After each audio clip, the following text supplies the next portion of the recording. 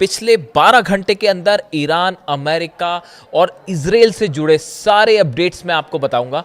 लेकिन एक बेहद अहम सवाल जिससे हम शुरुआत कर सकते हैं कि अगर अमेरिका और ईरान के बीच वाकई एमओयू पर बात आगे बढ़ रही है और हालात बेहतर हो रहे हैं, तो फिर ईरान ने अचानक एक बड़ी जंगी तैयारी क्यों शुरू कर दी है?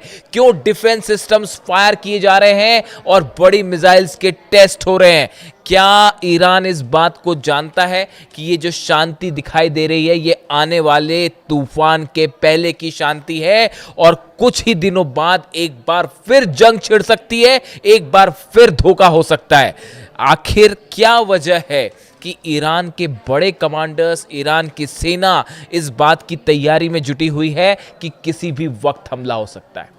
इस पर हम डिटेल से बात करेंगे, लेकिन शुरुआत करते हैं इस वक्त की सबसे अहम खबर के साथ। देखिए, पिछले 24 घंटे के अंदर दो बेहद अहम बयान आए हैं और ईरान को सलाह देते हुए ये बयान आए हैं। देखिए, पहला बयान आया है नॉर्थ कोरिया के शासक किम जोंग उन की तरफ से और दूसरा बेहद अहम बयान आया है रूस के राष्ट्रपति व्लादिमीर पुतिन की तरफ से। और ये दोनों ही मानो ईरान के एटमी पावर को लेकर एक बेहद अहम और बड़ी बात कह रहे हैं। देखिए, सबसे पहले बात करते हैं हम किम जोंग उन की।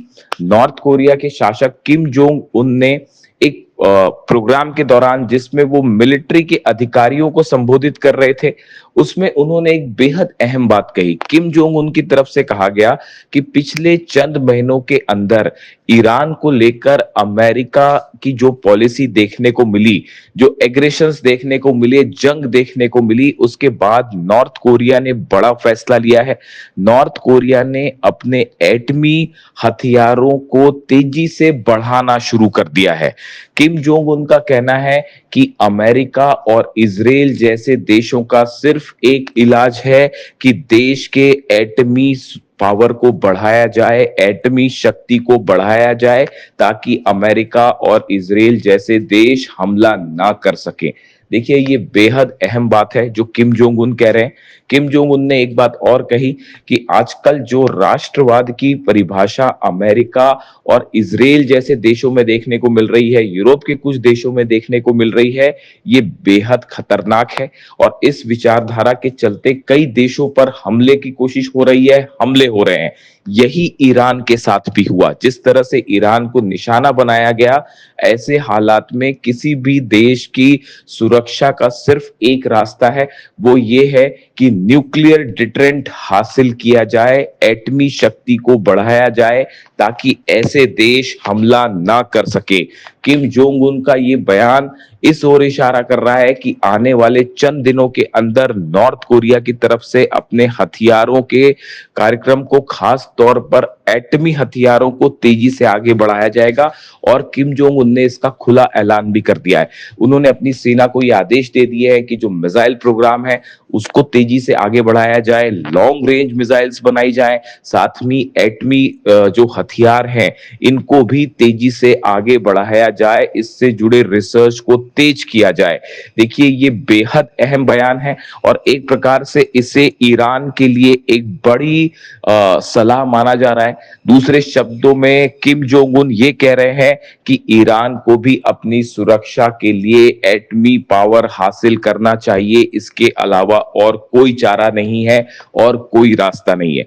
जब तक एटमी हथियार नहीं होंगे, जब तक न्यूक्लियर बॉम्ब नहीं होगा, तब तक हमले जारी रहेंगे, धोखा होता रहेगा। देखिए, ये बयान नॉर्थ कोरिया की तरफ से आया, किम जोंग उन की तरफ से आया, जो सीधा सीधा ईरान के मुद्दे पर बोलते दिखाई दिए। अब इस बयान के चंद घंटों बाद ही रूस के राष्ट्रपति व्लादिमीर पुतिन की तरफ से भी एक बेहद अहम अहम बयान आया। देखिए, व्लादिमीर पुतिन भी एक सेना से जुड़े कार्यक्रम को संबोधित कर रहे थे और उस दौरान उन्होंने कुछ ऐसी बातें कही जो इस ओर इशारा कर रही है कि आने वाले वक्त में जल्द ही एक बड़ी जंग छिड़ सकती है। देखिए, उन्होंने कहा, वो नेटो देशों की तरफ इशारा करते हुए कह रहे थे, रूस की तरफ से ये कहा गया, पुतिन की तरफ से ये कहा गया कि ऐसा लग रहा है कि नेटो के देश, उन्होंने ट्रम्प का अमेरिका का नाम नहीं लिया, लेकिन उनके कहने का मतलब अमेरिका से भी था। ये सीधा हमला ट्रम्प पे माना जा रहा है। पुतिन ने कहा कि नेटो देश अब रूस के खिलाफ सीधे जंग की तैयारी कर रहे हैं। जिस तरह से पिछले चंद दिनों में हमले शुरू हुए रूस के ऊपर, रूस की 80 से 85 ऑयल रिफाइनरीज को निशाना बनाया गया।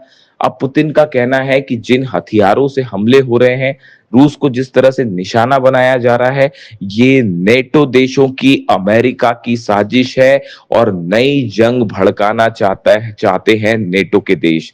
इसके साथ ही देखिए, पुतिन ने भी एक बेहद अहम बात कह डाली है। पुतिन ने ये कहा है कि रूस की सेना अपने एटमी हथियारों के रिसर्च को बढ़ाएगी, अपने एटमी हथियारों के जखीरे को मजबूत बनाएगी।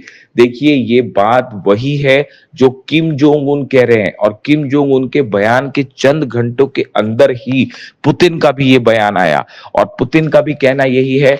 दूसरे शब्दों में पुतिन ये कहते दिखाई दे रहे हैं कि नेटो देशों के एग्रेशन के खिलाफ, अमेरिका के हमलों के खिलाफ अगर कोई सबसे अच्छी नीति है सुरक्षा की, तो वो नीति है एटमी हथियार बनाना, लॉन्ग रेंज मिसाइल्स होना।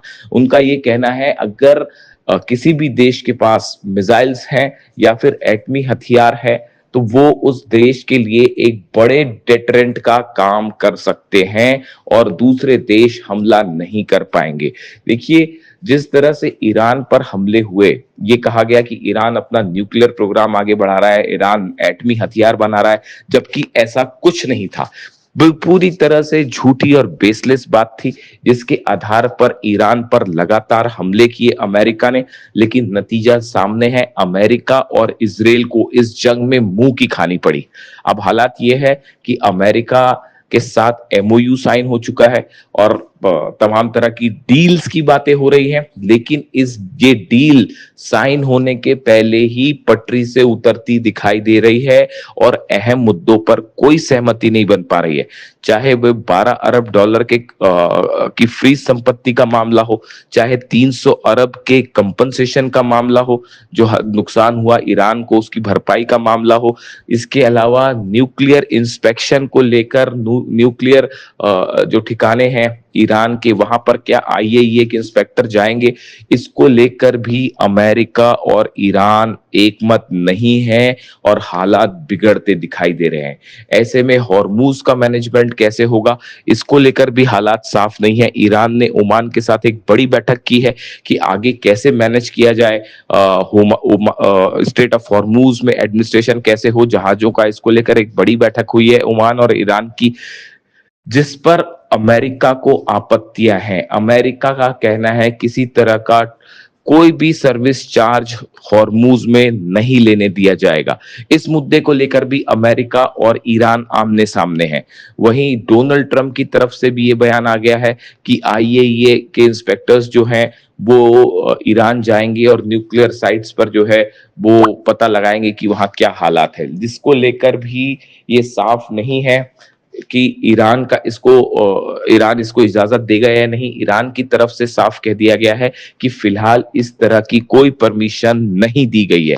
ऐसे में ये माना जा रहा है कि अमेरिका और ईरान के बीच चंद दिनों बाद एक बार फिर बड़ी जंग देखने को मिल सकती है। जिस तरह से लेबनान और गाजा में हमले जारी हैं नेतन्याहू के, वो इस ओर इशारा कर रहे हैं कि सीज फायर पूरी तरह से फेल है, खासतौर पर लेबनान में और गाजा में। इन हालात में जहां पूरा मिडिल ईस्ट एक बार फिर जंग की ओर बढ़ता दिखाई दे रहा है धीरे धीरे, ऐसे में रूस की तरफ से और नॉर्थ कोरिया की तरफ से ईरान को बड़ी वार्निंग्स आई हैं, बड़े संकेत दिए गए हैं, और दोनों ही बयान पुतिन और किम जोंग उन के, जो कि ईरान की जंग की ओर इशारा करते हुए ये कहा गया कि अगर सुरक्षा का कोई रास्ता है तो वो सिर्फ एटम बम है। देखिए, सीधे तौर पर पुतिन ने ईरान का नाम नहीं लिया, लेकिन नॉर्थ कोरिया के तानाशाह जो हैं उन्होंने किम जोंग उन की तरफ से ये सीधा सीधा ईरान की जंग से जोड़कर इसको बात को कहा गया, और उन्होंने साफ कहा कि अमेरिका और इजराइल जैसे देशों का हमलों का कोई अगर इलाज है तो वो इलाज है एटमी डेटरेंस हासिल करना। अब इस बयानों को ईरान किस तरह से लेता है, ये बात अभी किसी तरह का कोई रिएक्शन ईरान की तरफ से फिलहाल नहीं आया है, लेकिन इसे एक बड़ी सलाह मानी जा रही है ईरान के न्यूक्लियर प्रोग्राम को लेकर। और इसने एक बार फिर ये बहस छेड़ दी है कि क्या ईरान को अपनी सुरक्षा के लिए एटमी हथियार बनाना चाहिए। क्या जब तक ईरान के पास एटमी शक्ति नहीं होगी तब तक बार बार अमेरिका और इजराइल धोखा करते रहेंगे, डील के नाम पर दगाबाजी होती रहेगी और मौका देखते ही फिर से ईरान पर हमला होगा। इन हालात में क्या किम जोंग उन की सलाह ईरान को माननी चाहिए और न्यूक्लियर हथियार की दिशा में आगे बढ़ना चाहिए? ये वो सवाल है जो एक बार फिर सोशल मीडिया में चर्चा का मुद्दा बना हुआ है। इससे जुड़ा जो भी अपडेट होगा वो आप तक पहुंचाएंगे। वीडियो कैसा लगा कमेंट करके जरूर बताइए। Thank you so much.